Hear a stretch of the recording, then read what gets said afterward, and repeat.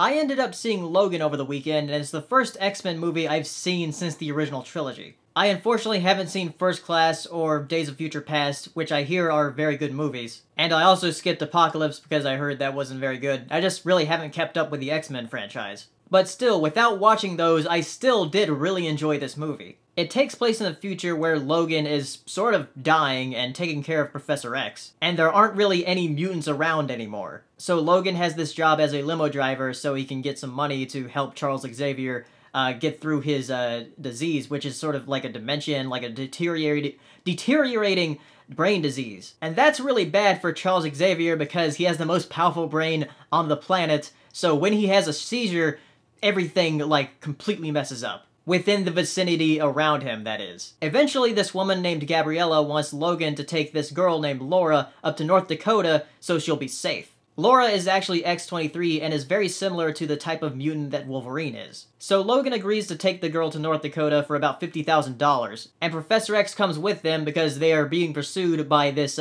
corporation that made X-23 and also wants to get rid of Charles Xavier. And there's also another mutant that helps take care of Professor X, and he's Caliban, I think the name is. And he's played by Stephen Merchant, and I thought it was Stephen Merchant when I heard the voice. I was like, that really sounds like him, and apparently it is. So the first thing to say about this movie is about the R rating, and it is definitely an R rating. It's the second year in a row we've had an R-rated comic book movie that is actually good. At first I thought they were laying too hard on the F-bombs in the beginning, and they showed boobs at one point, and I was like, okay. And it's really weird to hear Professor X say fuck. But once we get our first major action scene, it just goes uphill from there. The violence in this movie is very violent. And there's one sequence in particular that I think they did really well. There's this point where they're in a casino hotel type thing, and Professor X is having a seizure, and everybody is sort of like still, and only Wolverine can really move through that. So when you see that sequence where he's just like slashing up guys when they're still,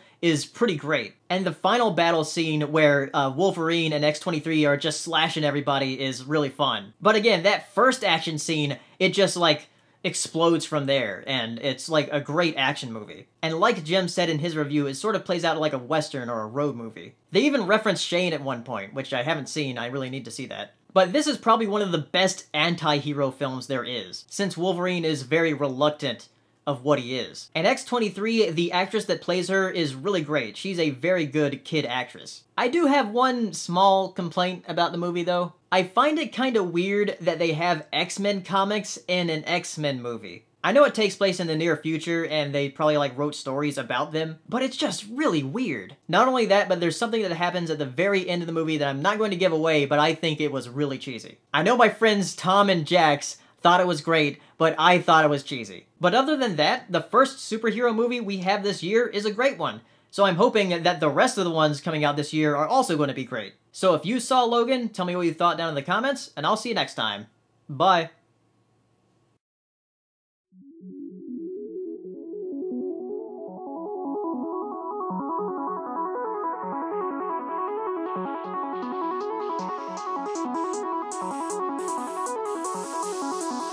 Good evening, ladies and gentlemen.